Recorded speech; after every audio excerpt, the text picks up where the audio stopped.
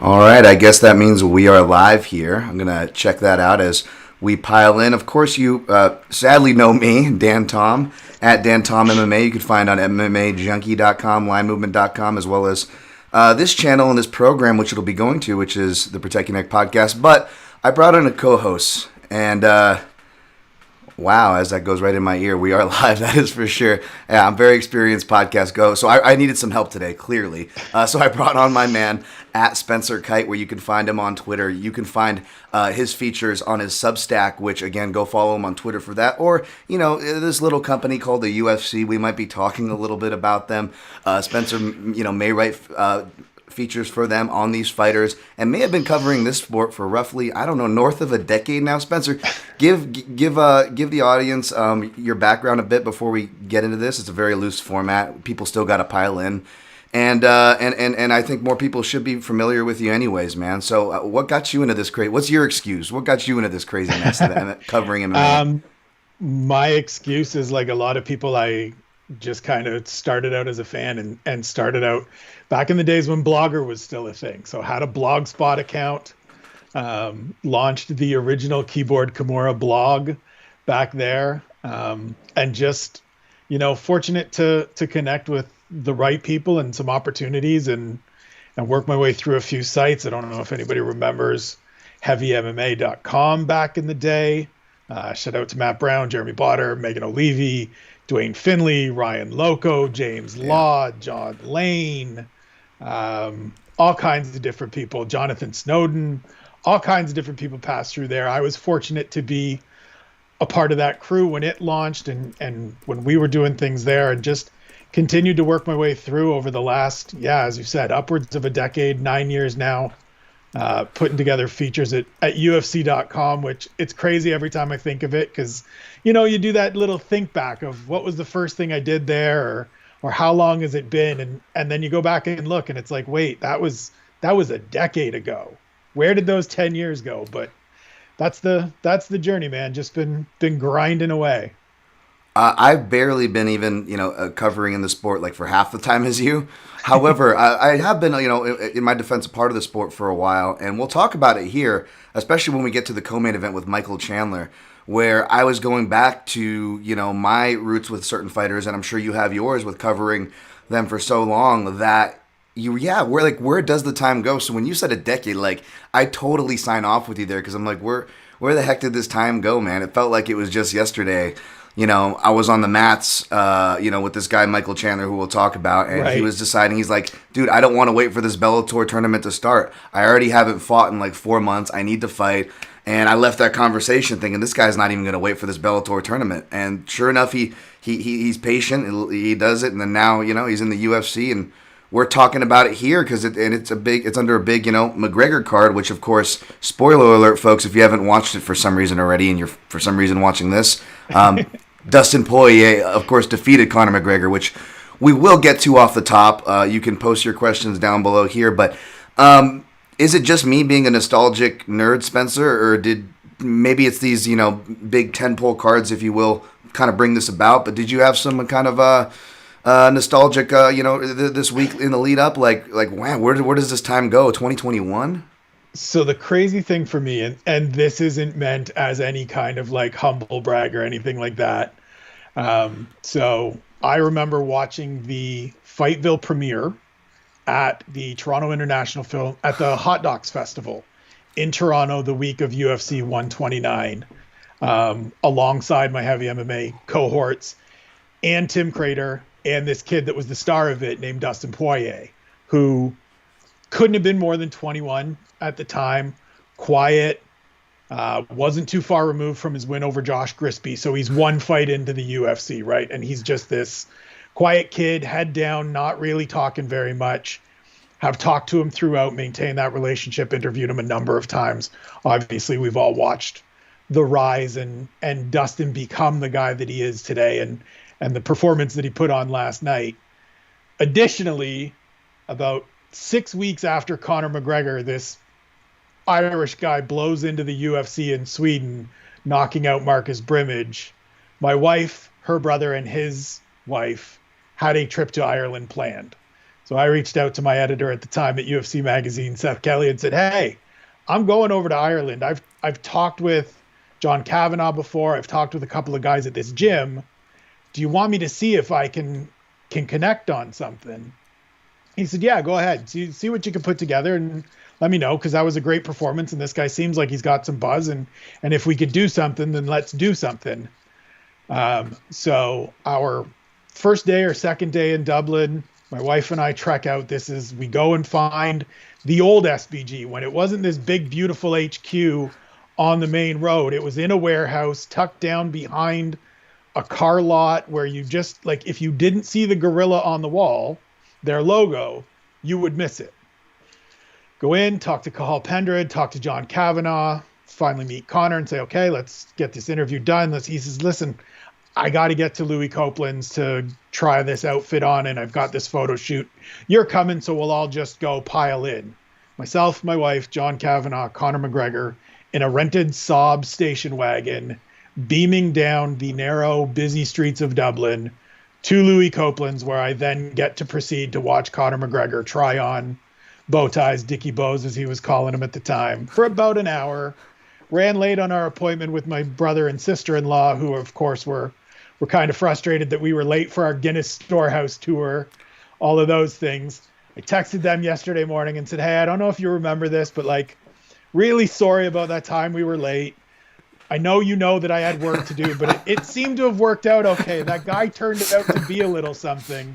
Happy Conor McGregor fight day." So that fight last night is one of those ones for me that absolutely puts me in, like, man, it's been a minute, and look at where these guys have gone to and what they've become. And that's the thing to me about this sport, that, you know, both of those guys started.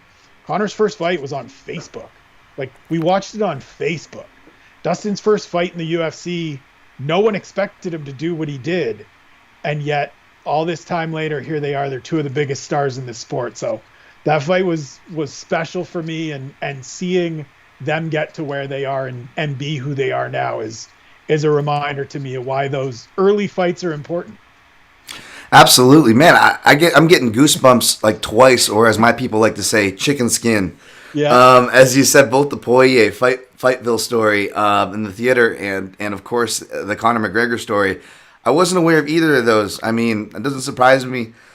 You've obviously been around in the space for a minute, my friend, but dude, that is crazy. And for them to come together, even the first time, you know, something. It would have been something back at 178, but now at 257, that is that is insane. Even I'm getting flashbacks, like when you said Dustin Poirier when he beat like Josh Grisby, and people forget Josh Grisby was supposed to be like the next guy for the title, but he was supposed to fight Aldo for the title on that card, and Jose was hurt.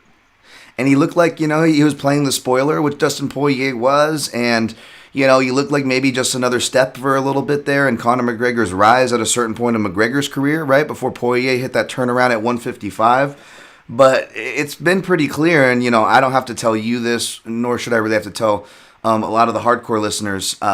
Shouts to you guys who follow this show, because you're hardcore, you know, followers of the sport. But it's no surprise, but Dustin Poirier has been riding into town as the proverbial good guy and getting business done for quite some time. This is not new hat for him. He is that Western gunslinger that, you know, the stories and the movies try to make about. That's our best parallel we have to it, I believe, in MMA. I know Cowboy obviously would probably have something to say about that, and that's another fight that I would have loved to have seen at any era in their career. But Dustin Poirier is that good guy riding to town and slinging guns, man. You know, whether you're a McGregor fan or not, you got to give this guy credit. Yeah, and it's crazy, right? I think somebody tweeted out, and I can't remember who it was, probably multiple people yesterday. He's been the underdog in like 7 of his last 8 fights, or his last 8 fights. And it's crazy to think, but then you look at who he's fought and you go, okay, some of this makes sense. Like, this is the guy that we had an idea about, and it just took that time. And so every next fight always felt like, well, this is maybe the one where where this run comes to an end. Maybe this is the one where Dustin reverts to some of those old bad habits. And every single time out, I thought it was so great last night that the camera switches to Dustin's wife Jolie, and she just says to the camera, "That's the last time y'all are ever going to underestimate my husband," because for these last 7 or 8 fights, myself included, there's always been a spot where I've been like, right, but is Dustin going to get clipped, and how is he going to react to that power? And I thought that was the turning point of that fight last night in that first round, is when he ate the first couple and he was able to shake them off. It looked like that was the thing that settled him into, okay, I'm here. I can deal with this. Now it's time to cook. Now it's time to get to work. And from that point forward, he was unbeatable. Absolutely. We'll talk about the turnaround stuff from a technical point of view here in just 1 second, which, by the way, and fair warning to you, Spencer, I will be dropping in some technical tidbits and betting tidbits. So apologies in advance, but just from the audience, the audience that I have, a lot of these degenerates out there, we share some similar sensibilities. And I will be recapping the picks and plays, of course, real quick.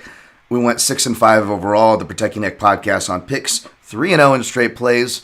0-1 for props, but that's okay. And thank goodness I stayed away, or at least stayed away from recommending y'all for the big bettors that do follow me, away from parlays, because it was not a night for parlay pieces, starting with the one we're talking about, right, Spencer, with the minus 300 favorite, or whatever the closing line was that Mcgregor got to. You noted the underdog story for Poirier perfectly, but Mcgregor, even though people don't agree with it, I tell them, don't be surprised. Not only is it his popularity, but we've seen it even with the fighters like Darren Till.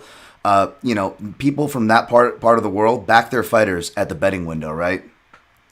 Yeah, they absolutely do it. And you don't have to apologize for it. If any of my friends from here in Abbotsford are tuning in or check this out at some point, they are part of that degenerate group you talk about that follows you. So they are very much interested in these things, and I will direct them towards you even further going forward, because I don't have the angles on the betting world that you do. So they will definitely come on board this.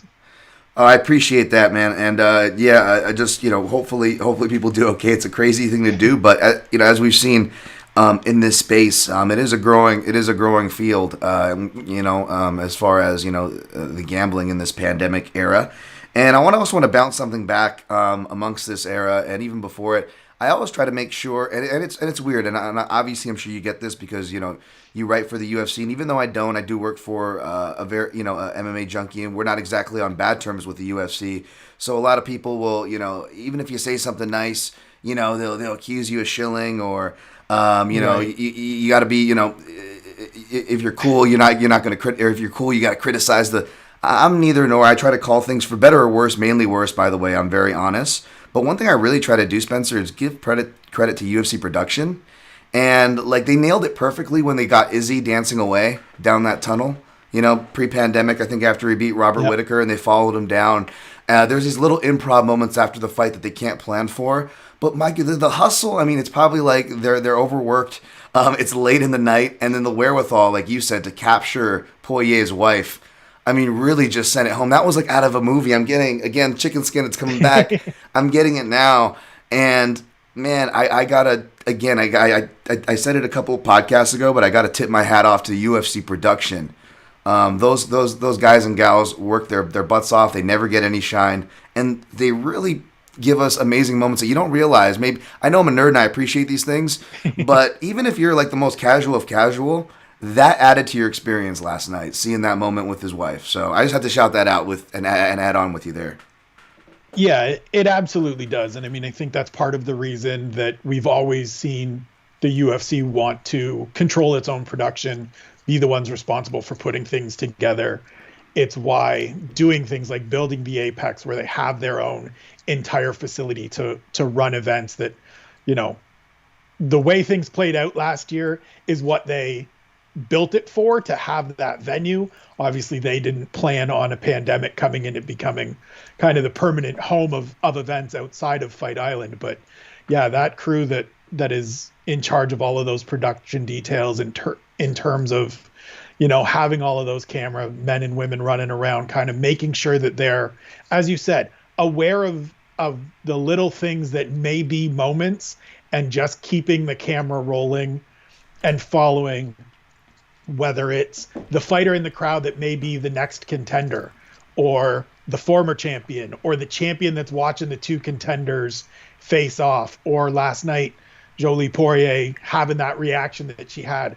Those really are those moments that take it from being a really great fight and a really great performance by Dustin and making it a really great kind of transcendent moment and a memorable moment that stands out, that kind of goes beyond just the sport of it and makes it a kind of more family thing and makes it a more touchstone moment for people.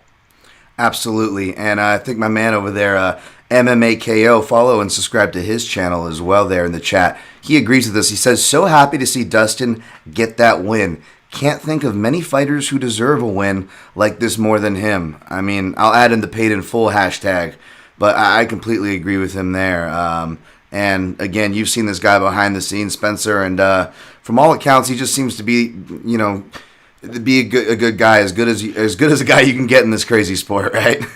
Yeah, I mean, it can't be said enough, and I know they talked about it a little bit on the broadcast. Dustin mentioned it in his post-fight interview, but the work he has done with the Good Fight Foundation, and when they launched, I reached out and said, hey man, let's get something together. Let's get it up on UFC.com to talk about what you're doing, because these are the things that we don't, it's not that they don't happen in this space, it's that we don't often hear about them. So there are lots of men and women in the UFC, in MMA in general, that are majorly involved in their communities, that do outreach, that do charity efforts, that do good work, and we just don't hear about it because it's not necessarily a thing that we're rushing to tell people about. For whatever reason, Dustin launching this charity and his profile as he started publicizing it became a thing that people latched onto. It always is going to generate interest and sort of attention. When going into each fight, he says, I'm auctioning off my kit from this event for whatever the charity is. And it sets everything up, right? You're already interested. If you're a fight fan, you're already interested. Dustin Poirier's fighting. Sweet. What's this he's doing about a charity? Oh, okay. And it sends you in. He does a great job with it. And shout out to whoever has managed his social media or taught him about social media integration and things like that. He does a great job with it. And so to see that side of things and understand that side of what he's doing, and I know that Conor and his team donated $500,000 to the charity. So there's incredible work being done. And we say it all the time, I think, of, this is one of the good guys. Couldn't have happened to a better guy. It's as true as it can be with Dustin Poirier. For everything he's gone through professionally in terms of constantly building himself back up, and then for the work he does in his community, it absolutely was a moment where it's overdue, and it really couldn't have happened to a better guy. Yeah, good shouts on the Good Fight Foundation, and you know what, it really is, and good ups on you to helping that out, Spencer, for that effort too, because really it's just a good excuse for good PR too, because, and I say this all the time, even you could obviously you could easily criticize McGregor for a lot of things outside the cage, but you can easily criticize Khabib too if you look at certain things. Like, nobody's perfect, but when you fight a guy like Dustin Poirier, if anything, it feels like at the very least it's a good chance for some positive PR, and the winners are obviously, it's going to the good people. You want to criticize McGregor's money, or maybe people that support Khabib's with money, that's fine or whatever, but if you see these guys actually like making good and putting it towards somewhere positive, like, I'm not saying that you should be fans with them or it absolves anything. I'm just saying it's positive, it's easy PR. So it just seems like an everybody wins situation. That's all I'm saying. Yeah, nobody's perfect. I mean, people are going to make mistakes. People are going to have, stances, positions, say things, do things that we object to or that we ride with. I mean, Conor McGregor, for all of the myriad bad headlines that we've had over the years, and especially these last few years, you go back when Ireland was voting on things like same-sex marriage and same-sex rights. He was out at the fore of that. He was one of the leading voices. Last year, when the pandemic struck and they were talking about lockdowns, he was one of the people that was out kind of getting on the campaign trail and saying, this is what we need. So yes, it's easy to point to the mistakes and the missteps, but there's good there as well. And so, as you said, there's a little bit of it with everybody. And if we can take those moments to shine a positive light on things and show the positive efforts these people are doing, to me, it makes complete sense.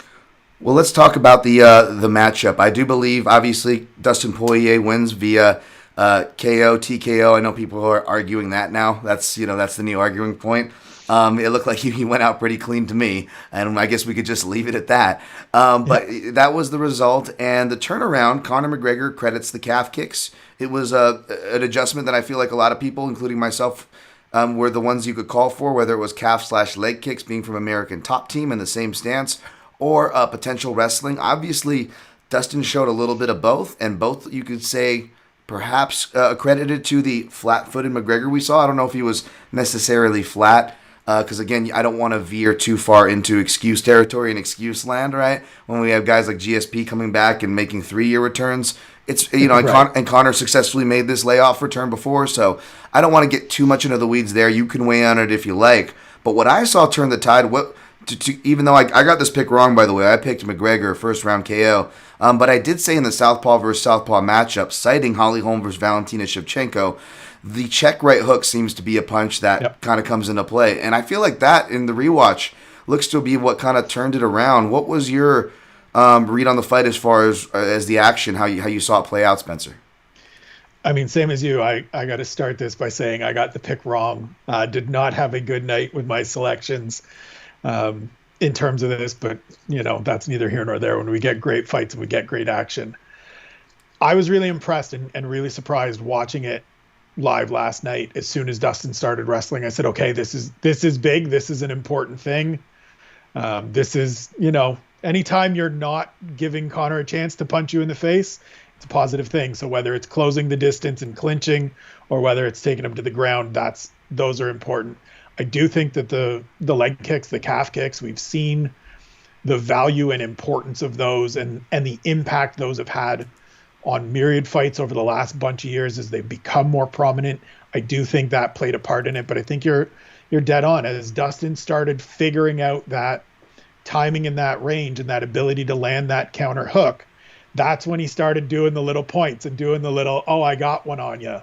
And you felt that one. And I think some of that is just, having to settle in and having to get a read. Like, I think there are times that we watch these fights and we expect everything to just happen instantaneously, and we don't necessarily recognize that those first couple minutes are so vital and so crucial for gaining an understanding of timing, of range, of strength, of speed, of all of these different factors. And I think for Dustin, that was a big part of it. Like I said earlier, I think he needed to kind of shake out a little bit of the nervous energy and a little bit of the adrenaline, get hit a couple times, realize that he can take it. And then he starts landing a couple good shots of his own, and you can just see him settle in and go, okay, I'm here and I'm very much in this, and I can beat this dude because I can take his best now. And I'm landing some of these things that I've worked on and that I've figured out. Now it's time to go to work. And from the point that he started initiating and started seeing that confidence grow, it was a wash. Like it was a tidal wave.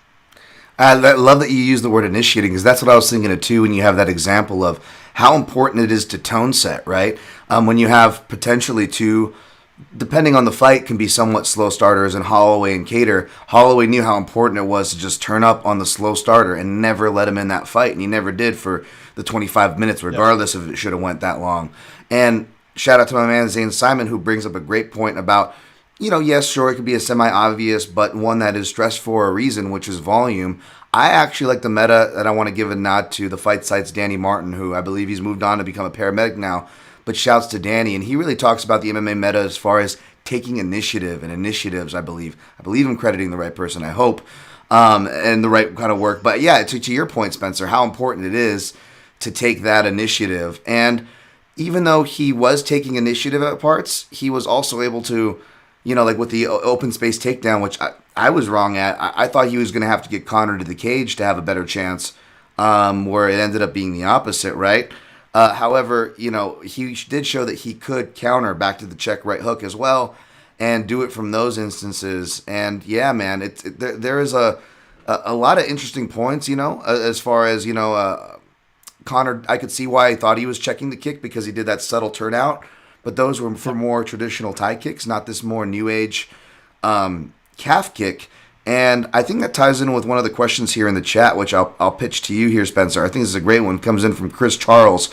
I didn't talk about this angle enough, but I think he's referring to the Portugal training camp. He goes, I don't think Conor is getting the sparring partners Dustin is getting at ATT. Not sure Conor's getting challenged like he should. Of course, he not only people have maybe suspicions as SBG the right place for him, and or maybe it is the right place, but him and Kavanaugh has had dust ups. He goes to Portugal. I believe Kavanaugh was still with him. I believe that relationship was strong for this camp, but still a change in camp, a smaller scene, a more unknown scene, not as proven scene nonetheless.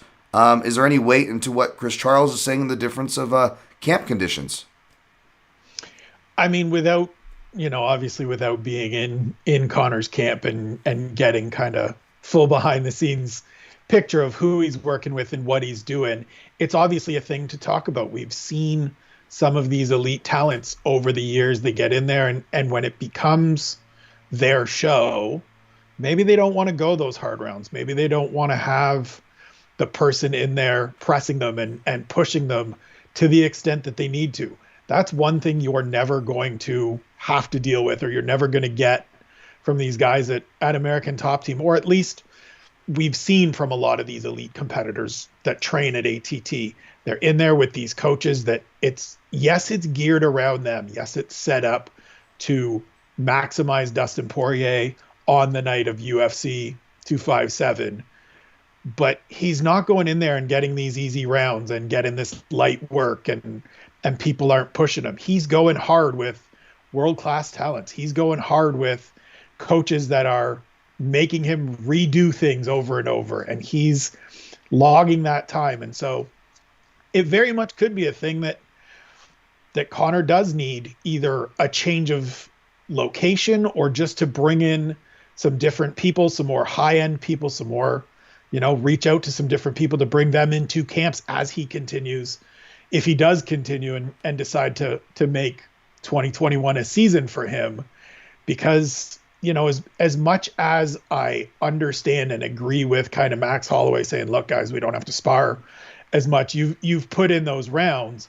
I do think there's something for being put through the paces enough that it's not just easy work and it's not just tailored around kind of boosting your ego and making you feel like you are absolutely great. It's making you earn and prove that you're at that kind of elite level and ready to go, rather than just everybody telling you, yeah, you look great, and you haven't necessarily done that work. Yeah, to quote the great Depeche Mode, maybe you can reach out and touch faith and kind of find that spirit to kind of get his second renaissance, if you will. We've seen fighters have renaissances, maybe even just this weekend. People were maybe counting Max Holloway out, right? And he's not doing the sparring, and maybe he had people were questioning his own training, techniques and preparations, and he comes out looking better than ever, right? Is he a different fighter? I'm not sold on that per se, but it just kind of to your point there, right? And you're right. We don't know what's going on inside these camps. Small camps is not an uncommon trend. It's a trend that I hope we see more of, and I've written about and have gotten behind. So it's nothing against a more well-known camp versus I'm not treating those biased, but yes, it is a fair question. Like Spencer said, what that training, is like. And there's no question that ATT is top-notch everything. The only thing I think you could, if you really want to split hairs and criticize for ATT, was maybe game planning. Like, for example, when you look at the Dustin and Khabib fight, right? The Dustin and Khabib fight. But then, that same camp, that same person comes out and shows a brilliant game plan from the calf kicks, takedowns, and check hooks here. So you got to give credit to ATT as well. Well, and the other part of, not necessarily criticizing Conor's camp, but questioning what that preparation is you don't want to take away from Dustin Poirier. Like, Conor's training camp could have been A+, top notch, pushed every day. And Dustin Poirier was just the better man. He just had the better approach. He just executed better. So I feel like this is another one of those things, right? We constantly are looking for ways to sort of explain the loss, when sometimes the easiest answer is just that guy was better that night. Absolutely. That guy executed better. Absolutely. And I don't want to be too reductive, because that was what got me into the wrong pick, which was, I always go by the matchup. I'm just going to make it easy for me and stick to the stylistic matchup. And I don't Right. think stylistic matchups change, but shout out to my guy Boxing Bush out there. Tweeted, it is the same stylistic matchup, and maybe those don't change, but people do change a little bit, and that's kind of something we have to take into account. And this was a brilliant example of that. That kind of puts us all in check.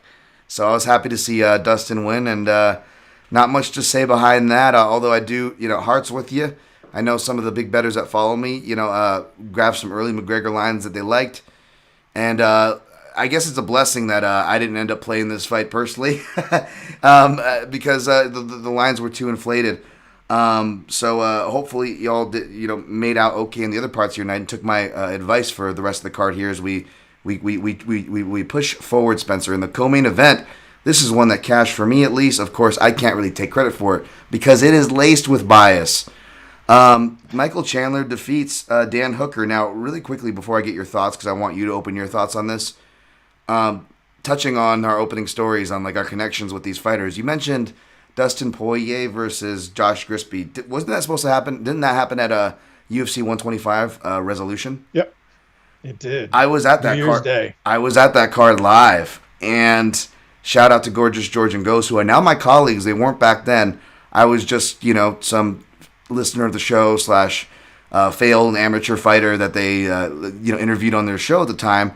While they also were interviewing Chandler from my gym, who was just getting into the Bellator tournament or whatever. And anyways, they hooked me up with a ticket that night, and I'm going in to meet them. I'm walking in the MGM parking lot, and I hear someone go, Dan, and I'm like, who's calling for me? Like, no one knows me. I'm not important now, you know, Spencer. Like, especially back then, like, who the fuck is this guy times 17 million, right? But it was Mike Chandler, and I was like, why is this guy calling? He's like, he's like, oh, you going to the show too? I was like, yeah. He ended up getting a ticket from the same place, and he's like, hey, let's go in together and let's hang out together. Go watch the show. And I could kind of tell it was one of those, because he just moved out here and he didn't have very many friends. So I'm like, man, this guy must have no friends if he's like asking me to, hang out with him for the show. So we go watch this historic fight, right? We get the rematch between Gray Maynard and Frankie Edgar, legendary fight that goes to a draw, right?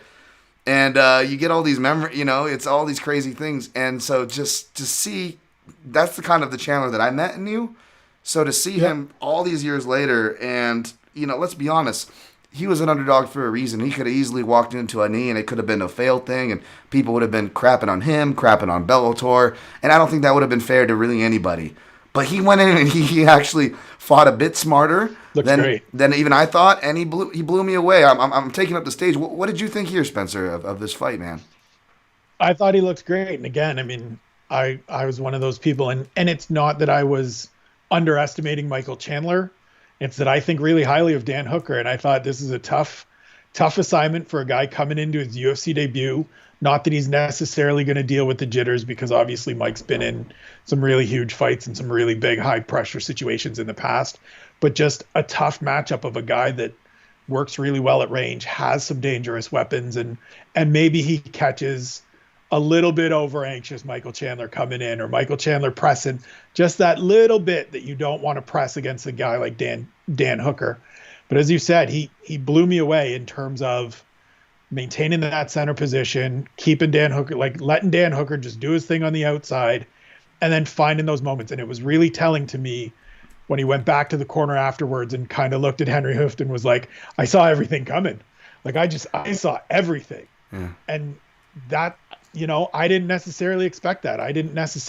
But when you go back and watch the replay of the left hook that put Dan Hooker on the canvas, he knew where he was going. He knew what exit was coming. He knew which way Dan Hooker was circling, that he wasn't going to pivot and go back the other way, and just put it out there and let him walk onto it. And that was it. And I really liked the fact that as Dan Hooker's down and he's trying to pull that single and he's trying to just get a hold of Michael Chandler to stop it, you see Michael Chandler kind of push back a little bit, push Dan Hooker away and get that space, which to me is one of those technical things that you learn over time of being in those huge fights that Michael Chandler has been in. And you learn and understand that this is what you need to do, rather than just swarm and let this guy grab me. Pushes off, gets that little bit of space so that he can throw those right hands that stop the fight. It was absolutely phenomenal. I loved the post-fight call out. Shout out to the Nature Boy Ric Flair for for the inspiration. It was exactly what he needed in this moment. Yeah, man, definitely. I didn't expect that Ric Flair. I'm not a pro wrestling hater, so I wasn't hating on it. Although, I know Chandler, so I was kind of like, whereas I didn't expect that, from a, from a Chael. Like Chael was a guy who was like, and maybe Chandler's been doing this too. I don't know, maybe he hit that term, but I know when my coach Neil was working with Chael, that he would, wake up and hear Chael reciting in the bathroom in the morning, right? Like he really had this stuff practiced down.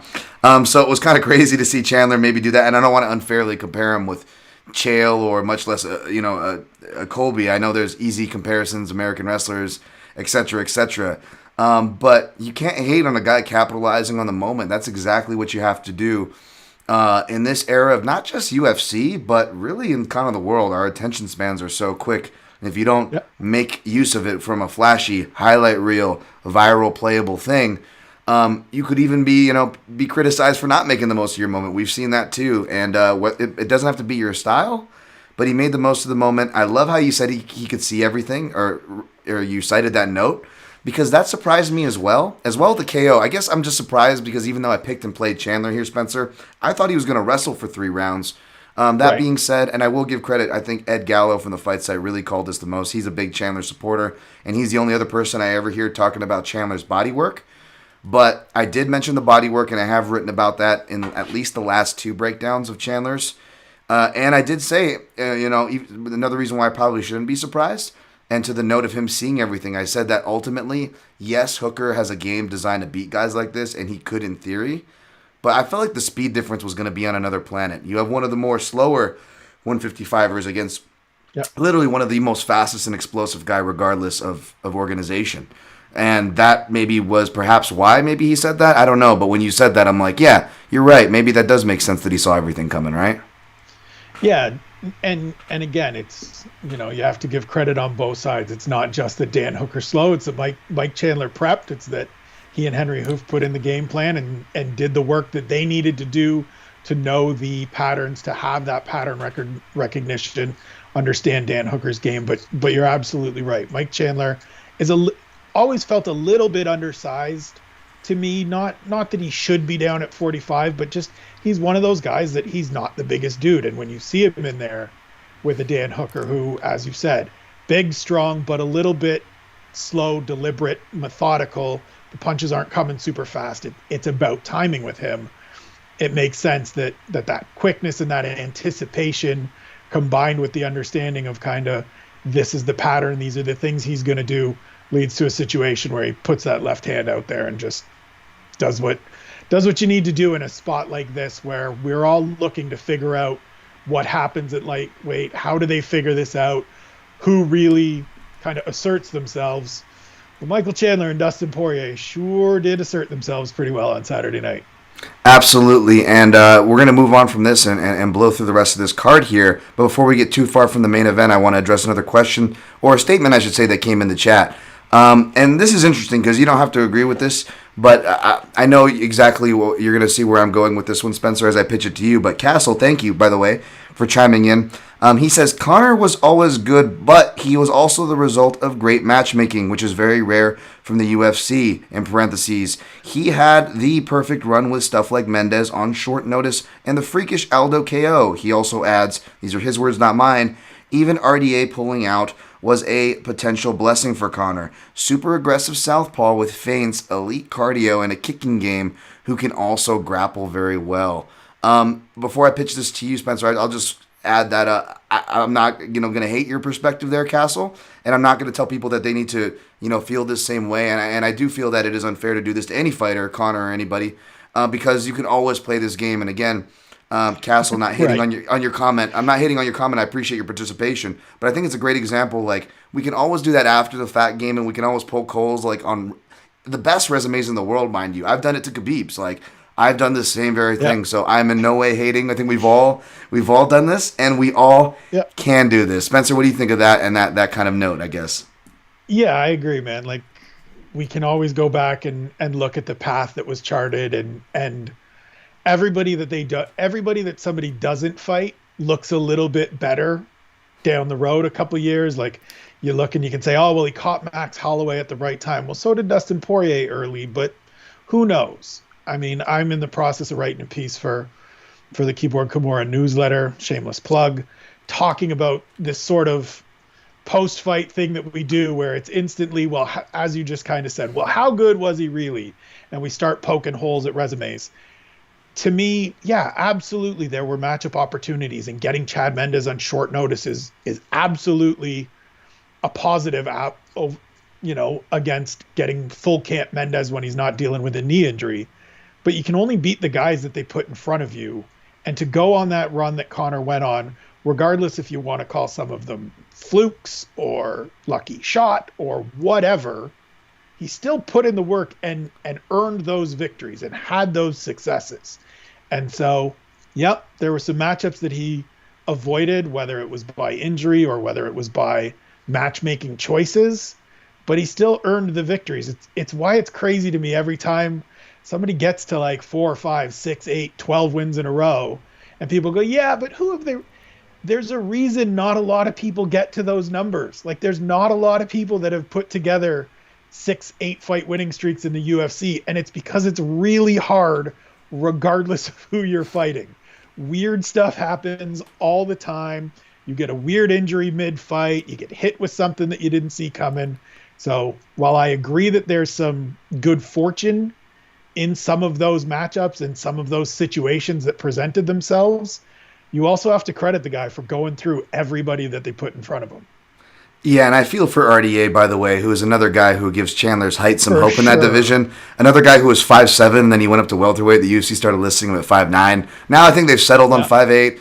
But let's be honest, just like Chandler, RDA is closer to 5'7", right? Even though they're listed at 5'8". Either way, I'm not gonna give the UFC crap for helping them with the Tinder heights. I mean, hey, I get it. It's a rough game out there.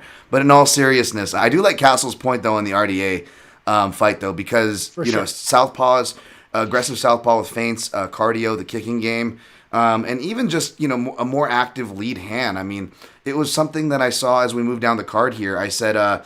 We saw a southpaw throw a check right hook, and I always, me, I'm a big southpaw check right hook guy, and I'm like, check right hook southpaws, don't leave home without it. And it's not the first time I tweeted that, but I tweeted that, Spencer, before the main event, and I'm like, the main event is 2 southpaws, and I'm picking against the guy who doesn't have that one. Of all the diversity of weapons that I've defended Conor for having, he doesn't have that weapon. He doesn't have, and that ended up being a difference maker. So shame on me. As we move down the card here on the main card. This was Jessica Ai defeating Joanne Calderwood, defeating Jessica Ai. I believe it was by unanimous decision.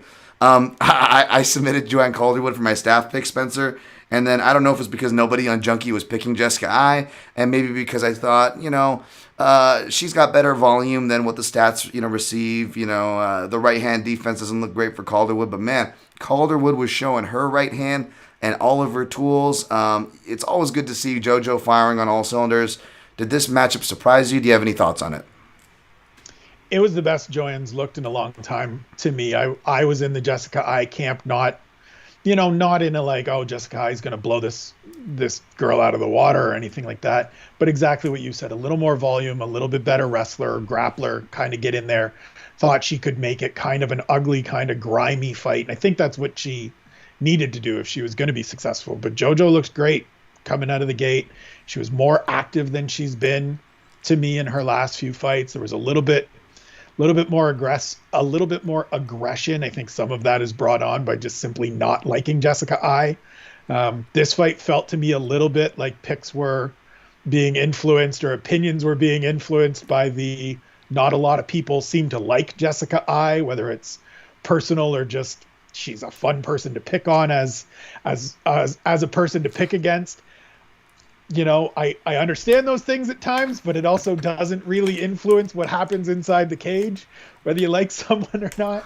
But it was a tremendous performance for JoJo. I think she still has one more of those kind of performances needed in order to get that title shot that she unfortunately kind of rolled the dice on and didn't get. But I saw Lauren Murphy raise her hand right away after that fight was done. And if you wanted to give me that fight, I'm 100% in. I'm with you. I understand that, these different weight classes call for different exceptions, so you got to be careful when you look at, what, you only can win one or two fights and be a title contender in these divisions. Like, I get it. From a basic math comparison, yeah, it doesn't add up, but you have to be within context of the division. But even within context of the division, I agree. She still needs one more. And I don't know about you. I'm sure you mentioned it for good reason, but I've been a big fan of this Lauren Murphy run too. She hasn't been getting respect from the odds makers in it, so I know gamblers haven't done too bad with her. And regardless of how you think her chances stack up with Valentina, man, I think Murphy at least deserves that number one contender shot at the very least. So that's my vote. Yeah, it's just one of those situations where you don't necessarily know that that's the right matchup until it materializes. I know Lauren Murphy, after her last couple of wins, has said, look, I've got the most wins in the division. I'm this and that. I should have the next shot. And it always felt like, you're not, I need something. I need just one more good win, like one more good performance. And so it was really great to hear JoJo say last night, like, yeah, sure, I'd love that title shot, but if it takes one more, or two more, or six more, whatever, let me go out and do it. And so put those two together, the winner comes out with another victory under their belt over a top 5, top 3 ranked fighter, makes for a great contender for Bullet down the line. I totally agree with that one there. Before we move on to the next fight, just want to include my guy Castle's addition. He says, just to make it clear, he absolutely, I'm talking about Conor, I believe, performed well, and it was an insane run. If he fights Aldo 10 times, how many times does he knock him out with the first punch? Yeah, I mean, that's a lot. That's a loaded question because, like, how many times, like, that same version of them? One. Yeah, time. there you go. And that's, but the crazy thing is that's all that matters, is that one that happened. That is the craziest thing. And again, say what you will, the guy is a performer.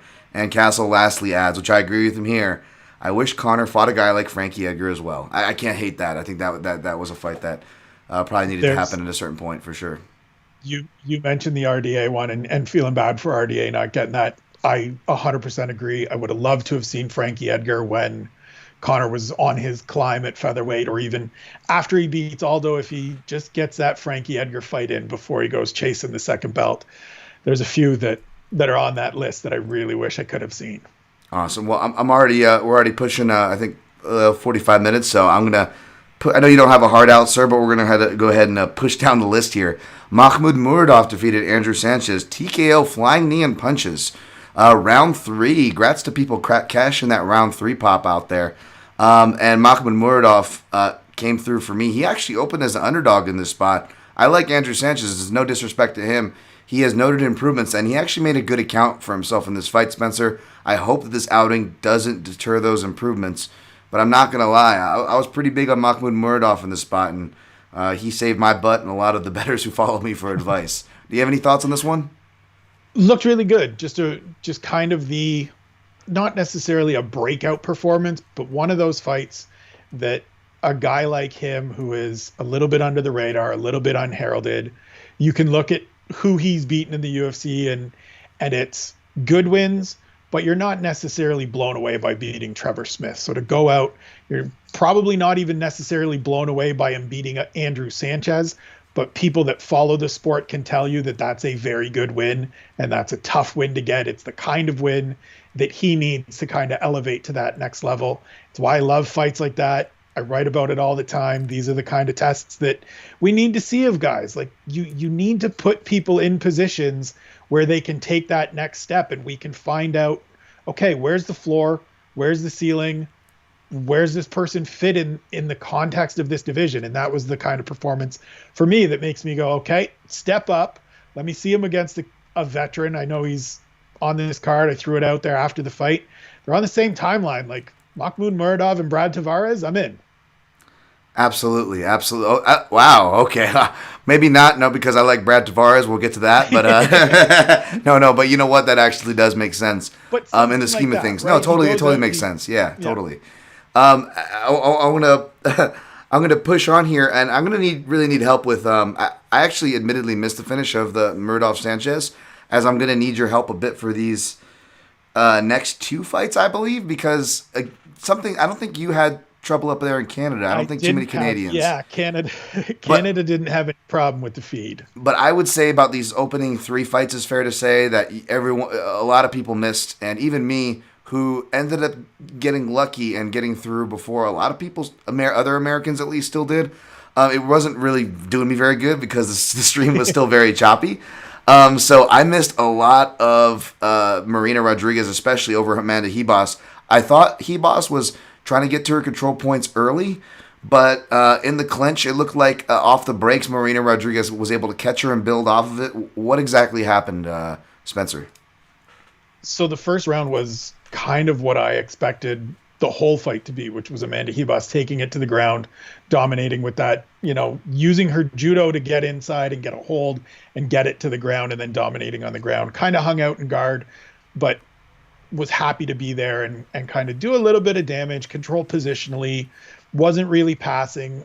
Marina Rodriguez did a very good job of kind of keeping her in her guard, not attacking very much at all, closed guard a lot of the times. But it was a dominant it was a very good first round, a clear 10-9 for Amanda Ribas in the first. And in the second, it was just a matter of before she could get inside, kind of playing around on the feet a little bit too much with a Muay Thai stylist who put a right hand on her and just spun her around in place. It was a weird finish. Herb Dean got real close, like he was about to stop it. It looked like maybe he touched Marina Rodriguez, and she kind of did that pop up and I'm done, and looked at Herb like, aren't we done? And he was like, no, keep fighting. She did the right thing, goes back in, gets the finish. But it was a perfect counter right hand, kind of as both were throwing. She beat Amanda Ribas to the punch, got out of the way of one, countered with a straight right to the chin, and that was it. So Ribas has another notable TKO or knockout loss. It was a pretty clean knockout. Yep. Another kind of perfect, not the prettiest, but perfectly thrown right hand on the regional scene by Polyana Viana, I want to say. So let me ask you this. She posted a picture that she's up to 143, and it's not even like close to fight time, and she's still eating when the picture was posted by her father or coach. Of course, she made weight for 115, maybe 116. That's a huge repacking. So let me ask you this double-loaded question as I go and jiggle my power source so my computer doesn't die on us.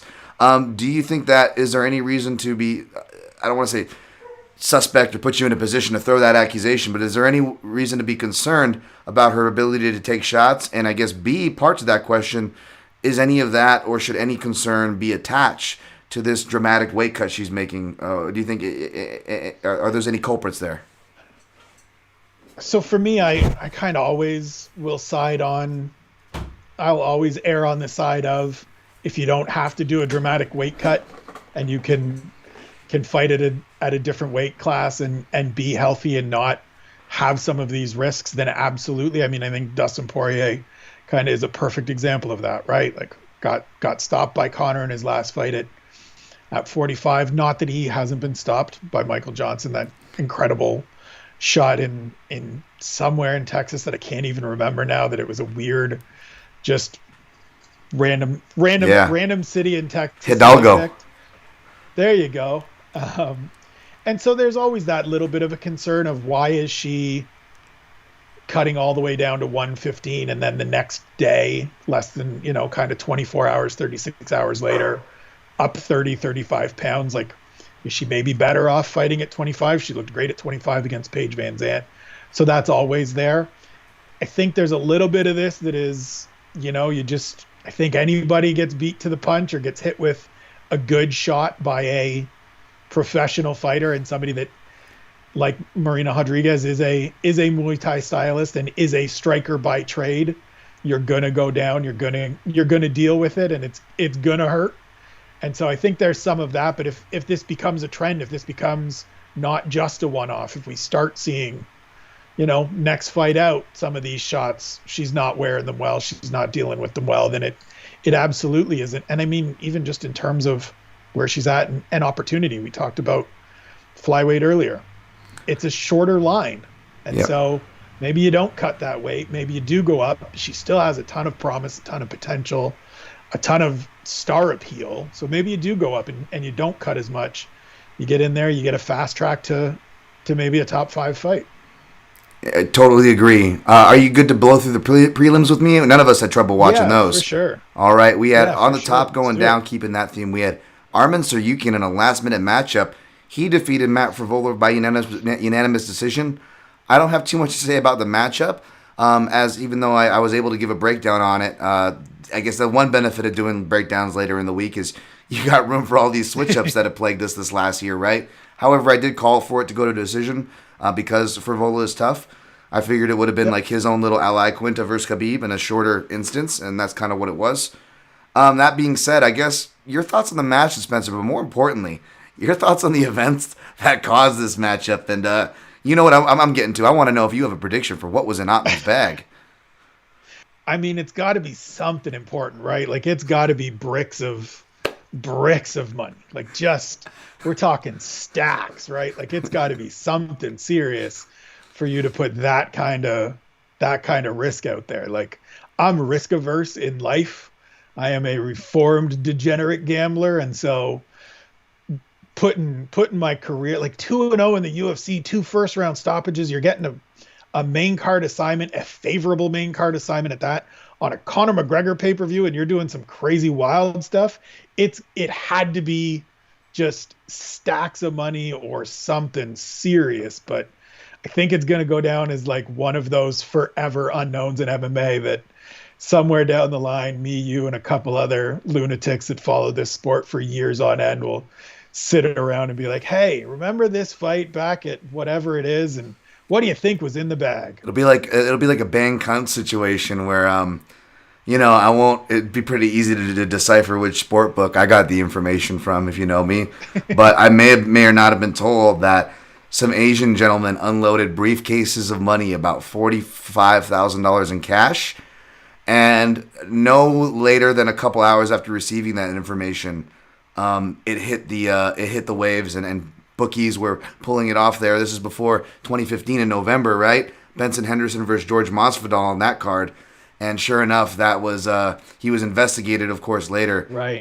Tae-Hyun Bang, and found guilty even for fight fixing. And I don't want to bring any of those things in here, but I don't know if it was Dana or someone or another kind of prominent journalist going, kind of reaffirming that the bubble violation obviously is serious, and they're reaffirming that it is serious, and that is why he was not just kicked off of the card, but out of the organization. No problem there. Totally get that. However, I don't know if it was Dana or someone said, and I don't think it was malicious. I just think it was that they're just not aware of these stories, like us hardcores who follow. But they're like, it's not like the guy's a criminal or anything. And I'm like, there's actually some stories out there about him and his brother and certain connections, and maybe or maybe not kerosene cans getting poured out on people. Things you might see in the movies that have been written and reported on. I'll let you all go on your own to look those up. So even though I tried to, I made joke and reference things that are highly inappropriate on my show, as I often do, Spencer. So fair warning. But then he goes and does this, and I'm like, he's proving me right. No, you shouldn't prove me right. That's not good. Because now my imagination is running loose. And I don't even want to speculate, even if the guy is literally inviting all the speculation in the world. Obviously, we're joking here, but I still don't feel right about seriously speculating. Whether money, drugs, or whatever you want to weapons or whatever. I wouldn't know. I really wouldn't know. But it can't be good if a guy who had a wristband still felt the need to shimmy across 4 balconies. He already made it in the bubble, folks, and he still felt the need. So it couldn't have been good. It couldn't have been good. That's the answer. Whatever it wasn't good. Absolutely. And then this fight comes together. So it was really hard for both guys. Saryuki is supposed to be facing a southpaw. Frevola, a power puncher who doesn't necessarily use his wrestling offensively. So I don't think you should condemn either guy, but Saryukin is still a guy who I'm pretty high on. I don't know about you, Spence. Yeah, I am as well. I tweeted out during the fight and sort of after the fight, like it's weird to me that people aren't as jazzed about him as maybe I am or you are, because I remember when he fought Islam Makhachev, there was a ton of support behind him for a quality showing in defeat against a emerging guy like Makhachev. And then he goes out, he beats Olivier Aubin-Mercier, beats Davi Hamosh, and then wins this fight. And it feels like people have cooled on him, even though he's now doing the things that we want to see from 25-year-old prospects. So he's a guy for me that, like, big gold star, circle the name. Next time he's out, I want to see that step up in competition again. And a guy that I think, a couple years from now continues on this trajectory, can be a problem at 55. I completely agree. And that was the interesting thing about the Hack Brass fight is both those guys are literally the highest I've ever been on a guy on his Right. debut, who I'm also picking against because I picked against them both in their debut. But I was telling people the Yep. line is not. This shouldn't be this wide. I'm gonna pick this guy Right. to win, but watch, it's gonna be a lot closer. These dudes are young and they're going places, so I'm with you there. Speaking of young but been around forever, Brad Tavares defeats Antonio Carlos Jr. via unanimous decision. I'm sure you all know where my bias was. I won't victory lap too hard, especially since I got my buddy Spencer here with me. But and again, I think Carlos Jr. is a nice guy. I've heard nothing but like good things in person about him. He's done stuff, submission breakdowns for my outlet, MMA Junkie. You know what I'm saying? Like, nothing against him. I just could not, but for the life of me, get this line and get people pushing it the other way. When Brad Tavares, say what you will, he's always done well in these matchups, and he rolled here. I don't know. Did you have any thoughts on this one going in, or any surprises going out? I mean, no surprises going in, no surprises going out. I picked against Brad Tavares. I thought we would see more of a grappler, Antonio Carlos Jr. And I think right now he is in his Damian Maia fallen in love with his boxing phase. Tweeted out last night during the fight he needs to have a come to Jesus moment with Professor Damian Maia at some point, or someone, whoever it may be, where he just goes and that person sits him down and says, look, you're a world-class grappler. Here's the entries you need to learn. Here's the wrestling you need to learn, because once you get your hands on somebody, you have a great deal of success. Here are the things you need to do to be most successful, because kickboxer ACJ is not going to be that successful, especially against a guy who is a kickboxer, who has been around for a long time, who I wrote about it in my post-fight 10 Things We Learned, just titled the little subhead, a Brad Tavares appreciation post. Like, this is a guy that's been around. These are guys that I love. We never give the Brad Tavares types of the world, the Jeremy Stevenses of the world, enough love for what they've done, which is a decade as a top 15, top 25 fighter in a very good division.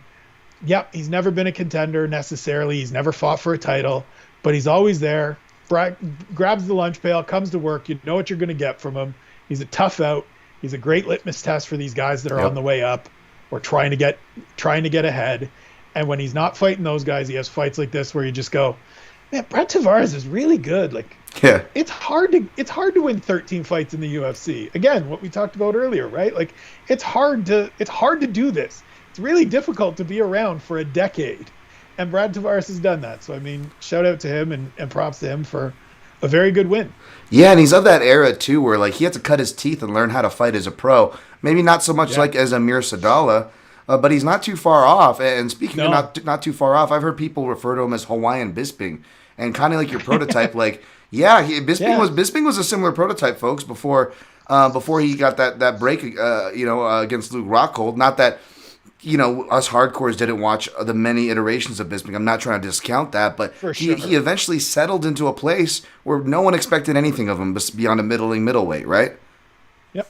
He was going to be that guy that you could roll out there in main events. He could fight the other kind of fate. I mean, the Anderson Silva fight in London was perfect, right? Yeah. That was who Bisping was. It was the guy that you can count on him for a main event. He's going to make every single fight personal and gin up attention for it with whoever it is. I mean, I've talked to him. You've probably talked to him a bunch of times. He'll tell you, I'm an asshole. I'm going to make it interesting. I'm going to say what I say, and this is how it's going to be. But you never expected him to hit that next plateau. He gets the opportunity and he cashes in. I don't know necessarily that Brad gets there, but he's a guy that's going to hold that pre-championship Bisping line, or maybe just a notch below it, where if he's already spent a decade fighting these top 15, top 10 fights.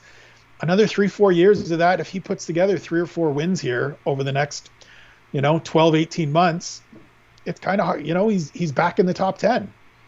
Yeah, absolutely. And speaking of a matchup, Spencer, of people looking to fade someone perhaps to lose by submission, I was on the wrong side of this one, by the way. Juliana Pena defeats Sarah Mcmahon by third round rear naked choke. Any surprises going in or surprises going out for you on this one, Spence? This is one of the few that I'm happy to say I was correct on. And that's as an admitted unable to quit Sarah Mcmahon. Like, she is somebody that I will forever look at and be like, but she's just right there. She's so close. And I think you liked the tweet in the first round where it was like, look, she's learned. She's defending properly here, and she doesn't have her arms pinned in where she could get arm barred, and she's reacting to the triangle setups, and because that was always the thing that plagued her. And so going in, it felt like, okay, is this maybe the opportunity? And I happened to have watched the Pena fight with Jermaine Durandamy very recently, and which reminded me that she was actually pretty competitive in that fight through 2 rounds and looked really good, and then just kind of walked onto a guillotine, like had her head in the wrong position and got caught. And Jermaine Durandamy, for all of her striking skills, has a very good guillotine. It's very much like Alistair Overeem, where they're going to kickbox the hell out of you, but if you give them your neck, they're grabbing your neck and you're not getting out. And so to see Juliana Pena kind of make those adjustments, and I liked that she was active off her back in the first, but wasn't surprised, kind of, because Sarah McMahon feels like that always just close but never quite going to get it, I think is what it's going to amount to. And I just think that in a fight like this against somebody that's been that little step closer, Juliana Pena's little bit of grit, little bit of gameness, little bit of tenacity kind of carries her through. Well said, and I too am in that camp of a Sarah McMahon fan, but it totally smacks of I think I want to give credit to Zane Simon or Eddie Mercado there and their post-fight show. I believe they compared Sarah to like the Tom Breeze kind of vibes, and Breeze is another guy I like, by the way. He's got all the makings when you look at him, his style on paper, proverbially. He's right there, right? And then you have these defaults, and that is this game of fighting. It is about kind of how you show up, and I think that theme kind of continues as my guy Khalil Roundtree drops a unanimous decision to Marcin Prachnio. Now, biased aside, I feel like I'm not the only one, and I dare say I would assume you also picked Khalil to win here. Spencer, what was your thoughts? I did, and I mean, probably a little biased as well. I had a great conversation with him on Tuesday for a really good piece that was up on UFC.com leading up to it. He's a guy that I've had great conversations with in the past. I think he's super introspective, super honest about things. Really liked everything that we talked about. Love where he was at headspace wise. Was really surprised to see him drop this decision, because I think there were a lot of really good positive moments for him in terms of development and improvements, but then some of that patience led to periods of inactivity.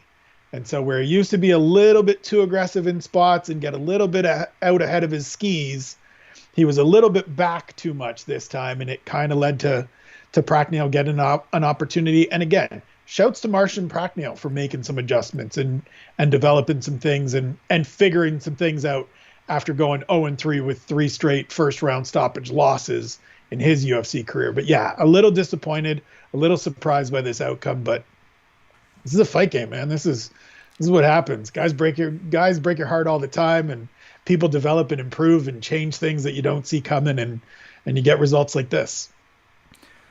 You said it perfectly, man. I really can't add much more than that, and you're right. That's what does happen, and we do get results like this. And I feel like also anytime you see those big bet alerts come up on your screen on the fight day, it's almost like an insta-jinx minus the Dustin Poirier one, which that guy cashed, right?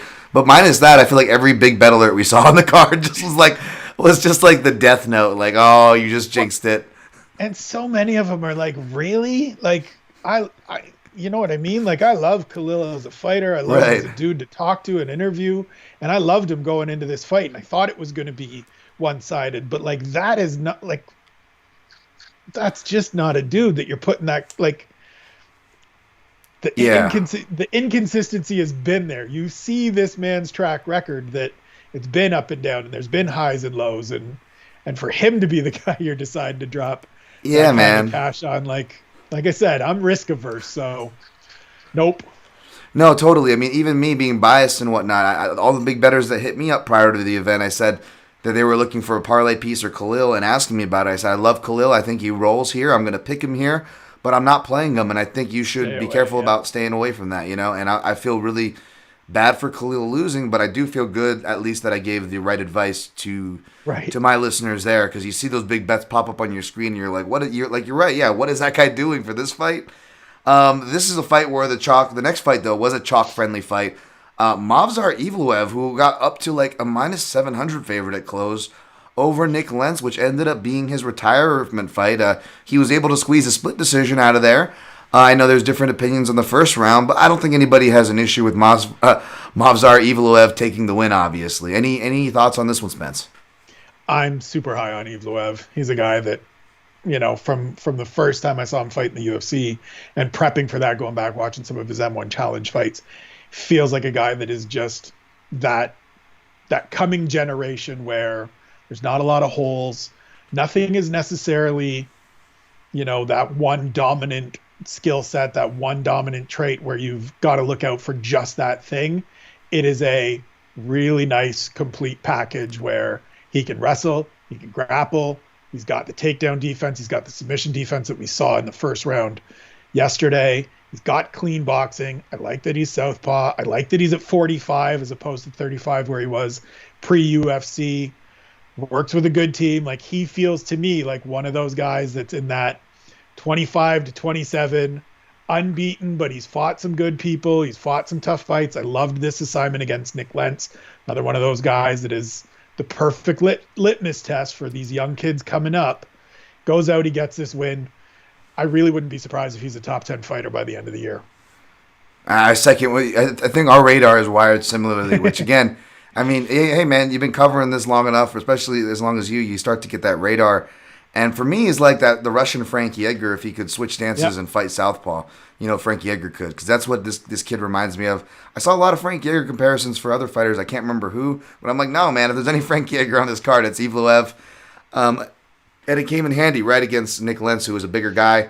And Lentz, man, I admittedly haven't been like the biggest Lentz fan, but you got to tip your hat to a guy kind of like similar to Tavares, to be in one, especially lightweight, the most competitive division, at least my favorite division. I'm a bit biased there, Spencer, but to be in there as long as he had, as well as 45, going to wars, giving us those wars with Oliveira, even if he came out on the losing end, I got to tip my hat out of respect to Lentz for that. I think I did the math going into this one and writing my preview for UFC.com. He is one of 26 fighters that has made 25 walks. Made it in, had 25 fights in the UFC. Given how long, and I know that, the UFC hasn't been around as long as some of these major stick and ball sports, but we've been churning out fights here for the last few years since the Fox deal. The schedule has been up and up and up in the 30s and 40s. So for there only to be 25 people that have made that walk 25 times, and Nick Lentz to be one of them, regardless of record, that tells you something about that dude. That tells you something about what he's capable of. So as you said, you have to tip your cap to him. Absolutely. And lastly, but not leastly, Amir Albazi defeats Zhalgas Zhumagulov, or Kazakhstan's Jim Norton, as I like to call him, so he looks like to me. Jim Norton had a kid on one of his tours over there if he did. But either way, I got love for Zhalgas. I just felt like his wrestling wasn't as good as some might stereotype, just because of the region of the world he comes from, and that would only get him in trouble against a better grappler and more athletic guy, which was it. I missed the sub prop here. However, I don't think I went back and listened, and I don't think I talked about it enough on this podcast, but forgive me, I did like 4 preview shows last week, and in my defense, I did write on my line movement MMA betting sheet that even though I'm looking for the prop here, I'm also waiting for the line to get closer to even, which it did, and that's where it kind of closed at for a straight play. So that's why it was 3-0 officially for podcast straight plays, but also 3-0 for a slightly separate set over on the Line Movement MMA betting sheet. But any thoughts on Albazi or Zhumagulov for this fight? I mean, Albazi's just another one of those guys that's on my radar. Because I'm kind of a psychopath about things and get really OCD about wanting to list out every single fighter in every single division that I'm watching. I wrote a series on my newsletter in the kind of week before the first fight of the year. He was part of that list of emerging prospects and up and comers at flyweight that I'm, just curious to keep seeing. I thought he looked really good against Malcolm Gordon, getting the quick submission win in his debut.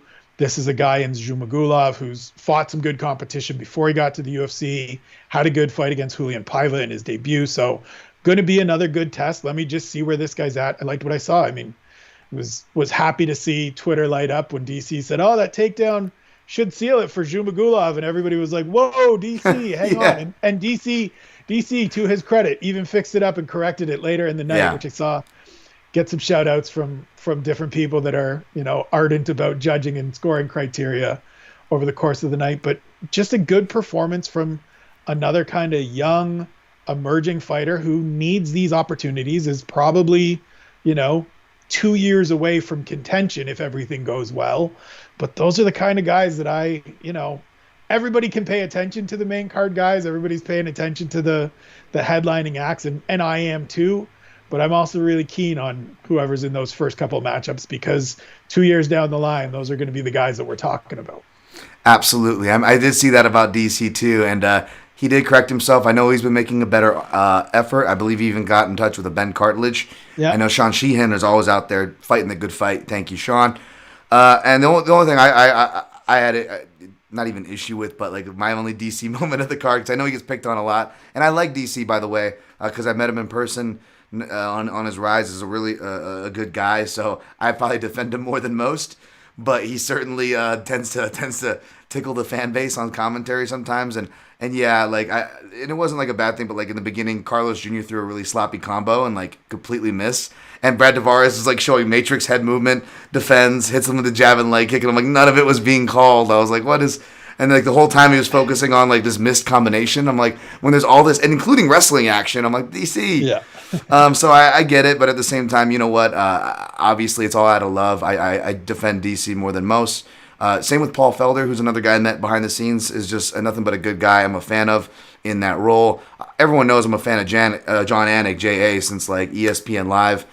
So anybody last night saying that they like, or this is their favorite out of the current set of UFC commentators, I don't blame them at all. However, I will say one of my favorite combinations, not to get us too long here, Spence, but I love DC and John Gooden because they're just so polar opposite. But John Gooden is such a pro. He works with it so well. I don't know. Any thoughts on that? I mean, I'm biased. I have a really great relationship with John Gooden, and so he's always a guy I'm going to root for. I mean, there really isn't, and obviously we all have our favorites, but like you could roll out anybody right now, and I think that's the really impressive thing to me about the UFC. I know we have lots of conversations about what the Contender Series has done in terms of producing new talent for the UFC, but some of the best talent that has come off the Contender Series are Brendan Fitzgerald, are Paul Felder as a broadcaster, are Michael Bisping as a broadcaster, are the terrific, doesn't get enough opportunities Laura Sanko, who shout out to Invicta and LFA for giving her some opportunities. It's been great for building talent, but it's been great for building in-house talent as well. And even some of the people that haven't graduated to doing kind of UFC live events. Dan Hellie was much better this year running the show for the entire season. Yep. Eve Edwards was good in season one, and he's gone on to do some other stuff as well. But like you could mix and match anybody, and so I was really happy to see Gooden out there for the Wednesday card. I like him, as you said, getting split up from just being with Dan Hardy, though I do love the Brit connection where they're speaking a language that if you don't understand it, you're maybe not understanding some of the references and some of the terms, but it's terrific. We got a snatch reference, we got a bricktop reference on Wednesday, so absolutely. Give me John Gooden whenever you want, man, and I'm in. Yeah, all great shouts, including my guy Brendan Fitzgerald too. Love Brendan, and I'm so impressed. I'm so impressed because he doesn't come from the background. Some people may use that against him. Right. I think it makes him that much more impressive. That's just my opinion, of course. As we get out of here, I'm going to address the last questions in the chat, as well as this. There's a lot of obvious but different selections. Biggest winner and biggest loser of the card. Not too big of emphasis on the loser. I'm not trying to pick on anybody but that. But, just your biggest winner and biggest loser, so to speak, of UFC 257, Spencer. I mean, obviously, Dustin Poirier has a great night. Is a massive winner. I think Michael Chandler absolutely, because he proves himself to those people that said, oh, well, it's the Bellator guy. But for me, it's Marina Rodriguez. Like, this is somebody who we kind of were looking past. All the attention's on Amanda Hebos for good reason. She's looked great, 4-0, bubbly personality, tons of potential. But for me, Marina Rodriguez is somebody, she's 3-1-2 in the UFC now, which is a weird record. I think that split decision loss to Carla Esparza, I scored it at home. I've watched it several times. I give her that win. That totally changes where she's at. So to go out and have that performance to kick off the pay-per-view, and it sucks that so many people didn't get to see it, because it is that moment that should be her breakout moment. But I think enough people will be talking about it that it becomes that catalyst to get her some of those bigger fights, because that division, if you look at it, really kind of top heavy, and then that middle section kind of below maybe Joanna Jędrzejczyk, there's some room for movement. So a big win like that, a stoppage win like that, given who she's already fought, given what she's already done, I think she gets the biggest kind of bump up and step up coming out of this. I love your answers there, man. I love the biggest winner one, because I think that you would think would be my choice too, and it kind of is in a way. But the loser one, it's a creative one. You know, I always appreciate those kind of creative hipster answers, but no, that's very true, and I'm glad you incorporated that, because that actually will incorporate into my answer in a broader spectrum. Excuse me. So I love those there. Before I give you my biggest winner and biggest loser, Spencer, I'm going to read off Kevin Sanders' question in the chat, because I think it correlates with maybe not my answer, but a common one. I think for a biggest loser, I think McGregor would probably get a lot of people's votes. Not to be rude, but let's, if we hit gun to the head, we got to answer based on this card, right? But Kevin Sanders is my man over there. Another double black belt there. I believe his first one was in Tang Soo Do, mine was in Taekwondo. But I met Kevin in our Kempo karate days. And Kevin got some actually highlights in the day, man, doing like jump spin kicks to people's dude's head. But shout out to my main training partner and fellow black belt growing up, Kevin Sanders, in the chat. Nice to see you. He says, you guys think McGregor-Pacquiao will still happen? I know it's not MMA, but I'm curious. As I'll let you answer that quickly there, Spence, but I could see McGregor being a biggest loser, not just for the obvious fact that he lost and everything that he stands to gain and whatnot and what he represents, but I do feel like the loss, especially by knockout, really puts a damper even on the boxing wild card part of the pun there, even if we're talking about Manny Pacquiao or anybody else. What are your thoughts, Spence? Yeah, I mean, it was interesting to see kind of Manny Pacquiao in the lead up to this talking about, setting up that fight, and Conor talked about it was real close and felt like it was going to happen. So I think that's a really good take. I think that's a really good approach to it, because I don't necessarily think that it means it won't happen and makes it kind of impossible to happen, but it certainly diminishes things. It takes some of the shine off of it, especially given the way that this played out and the finish, as you said, where he's getting stopped as opposed to it, maybe going the distance or even getting submitted. When you see a guy get knocked out like that, are you necessarily all that keen on hustling him in there against a world-class Hall of Fame boxer like Manny Pacquiao? Yeah, exactly right. And again, power is the last thing to go. So aside from the skill differential, I don't think it's the safest fight. I don't think even the most staunchest McGregor supporters would feel great about that if that were to hypothetically be booked next, right? But Still a good question nonetheless, Kevin, because it segued into that. So McGregor's actually not going to be my biggest loser and winner. I'm going to go a little outside the box and hipster, if you will. Again, I give the UFC credit when it's due, but I also got to be critical. So it's kind of a split answer. I think the UFC is, to me, the biggest winner. I think it was a fantastic card. I think the production was A+. And if you want to, cheat, or I don't know if you want it contrarian or negative or whatever, but like at the end of the day, if you look at, even with Conor and that potential, if you want to look at those potential money losses, I think if you look at, the UFC's business, which, I'll let the courts hammer that out right now, but it's a pretty profitable business for them. And if you look at the talents that I think we've done a good job breaking down here, Spencer, like the future is really bright. And Dana White himself, who I'll mention here in a second, like he says, man, whether it's the Chuck or Anderson Silva, now Conor, everyone freaks out when these stars are on their downfall, but it's crazy. It is, it is promoter talk, but it's not just promoter talk. Dana is correct that a new one will come along. So for all these reasons, however you want to cut it, even if you're of the cynical type, I feel like it was still a great show, despite the streaming options. I feel like you got your fighters. It closed on a good note. How many times have we seen that where a pay-per-view is really crappy and then it ends good and all of a sudden it's a good pay-per-view? And how many times have we seen pay-per-views that are great, from main card to prelim action, hardcore fighters to old names making their comeback, but then you get a stinker or a bad decision in the main event and everybody's like, that card sucked, right? You know what I'm saying? Like this Yeah. was a good card. However, it ties, and I got to be fair. Again, I got to be fair for better or worse, which usually is worse for me. And you don't have to weigh in. I'm not trying to put you in a spot, obviously, with your job, Spencer. But if I'm being fair, I do think that even though the UFC is the biggest winner, Dana White, I think he's the biggest loser, even as people are piling on Conor McGregor. I know everyone's memeing him today, and he is the soup du jour.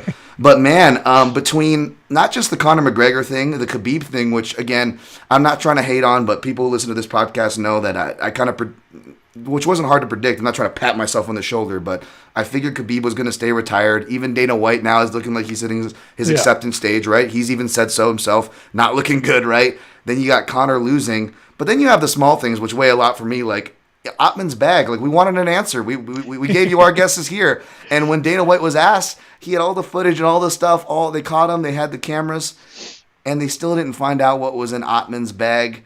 And then there's the streamer thing. You know, everyone made the big deal. He went to war with the streamer. He publicized it. Not only did he not get the stream, but the legal watchers had trouble to where some of their big names, like J.J. Watt, was out there tweeting the event, which... You know, we want to talk about good PR and bad PR. That's not the greatest. So I'm not trying to pile on, much less end on a negative. But as much as I give the UFC credit now and have, and stated at the top of the show, even their unsung heroes, I couldn't help but see Dana at the press conference, I guess, Spencer. And I'm like, this guy's not happy. Like, the UFC just kicked ass, and Dana seems miserable. But the more I put it together, I'm like, you know what? Maybe it's a little bit of a different experience for him tonight. I don't know. Yeah, there's definitely some challenges, and you never want a broadcast to go the way that pay-per-view kicked off, with so many people experiencing so many problems. And like I said, look, I'm the last person to really weigh in because I live in Canada. I pull it up on my cable package. You lucky Canadians. As I said during the fight, I always order it at the start of when I sit down, because I've had problems with kind of access and everybody ordering it at the same time and it not coming through necessarily. So I get it out of the way when the televised prelims start. That's a thing I've learned.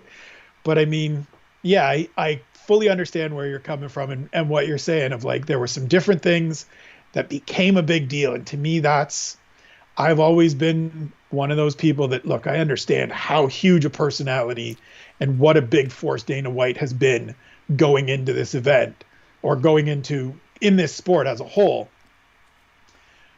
But my focus always remains on the athletes. Yep. And one of the lucky things for me, or fortunate things for me, between writing a newsletter that is wholly my own, that doesn't get a lot of views, that I don't worry about. I'm not worried about ad revenue. I'm not worried about appeasing anybody, other than writing the things that I want to write, or writing at UFC.com, where I'm writing features, I'm writing previews, I'm spotlighting athletes. It's all about the athletes. And so I don't even necessarily pay as much attention to it as maybe most people that follow the media or are in the media understandably have to. Like, you have to write about the things Dana White talks about, even if you think that they're nonsensical, even if you think that they're not the big story.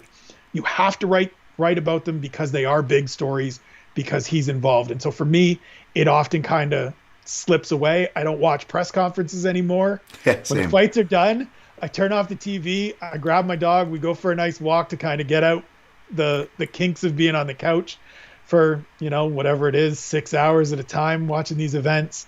And so I don't necessarily take some of this stuff in the same way, but all the points you're making are 100%. There's so much that he spoke of, and then the broadcast issues that either felt unanswered or stumbles, that it's an understandable kind of split win-loss for them.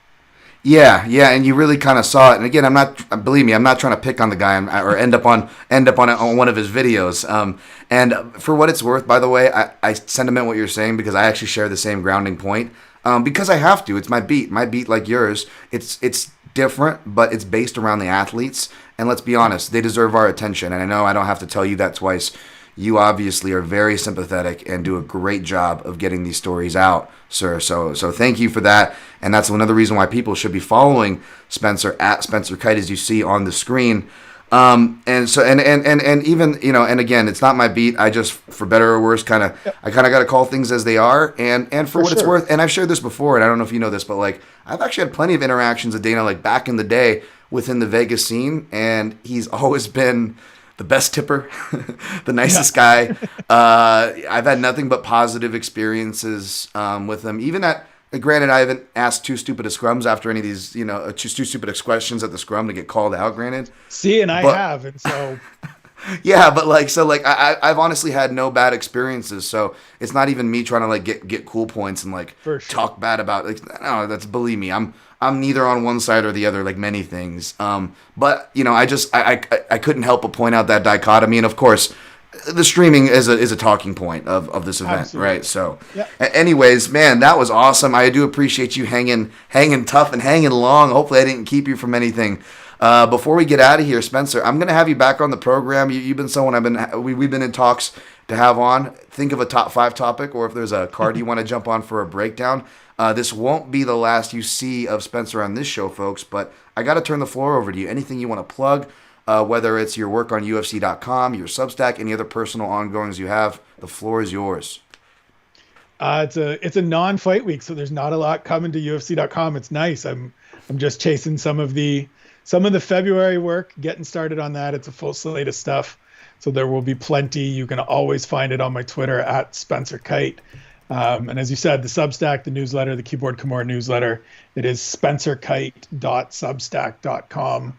I've been trying to write it most days. It is just an outlet for me to kind of share the things that I'm thinking, do some previews, do some predictions, have a little bit of fun. As I said, do crazy, ridiculous projects like spotlight 250 fighters that I'm looking forward to seeing compete this year over the course of 7 parts. So if you are, into some longer form stuff and the musings and ramblings of a guy that's been covering this sport for a decade and absolutely loves this sport, please check it out. Please subscribe, and you'll get it in your email. It's such a nice little easy thing. I subscribe to a few Substack newsletters now. It's nice every morning I wake up or whenever they get published, they're just there and I don't have to go find it. It's easy.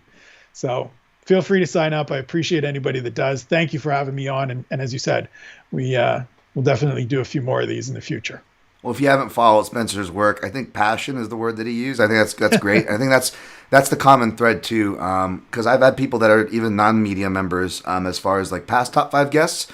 But I think what the common thread of people who at least I like to have on this show it's not so much knowledge base or this or that. I feel like passion. That's the word. You kind of nailed it there. Because if you're passionate about it, for one, you shouldn't be covering the sport. There's no riches or fame in it. You have to be passionate about it. But for 2, I think all the other stuff comes with passion, the knowledge, the excitement, and so on and so forth. So, man, keep that fire alive. I know it could be a grind. We've talked about it. I know I've definitely felt that way and have shared it with my audience, but we got to support the good guys out there. So support Spencer, follow him, subscribe to his work.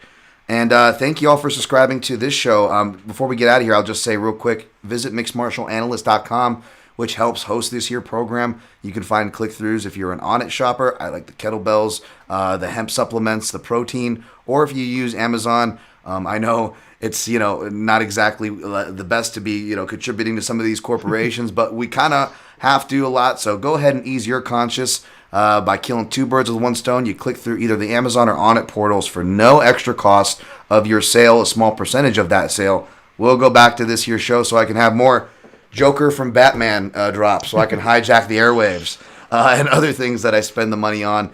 That does go to this show, I assure you. Thank you guys for following at the PYN Podcast on your social feeds. You can follow me as you see on the screen, just like Spencer's handle is found. Mine is at DanTomMMA. Anything else before we get out of here, Spencer? I think we covered it, huh?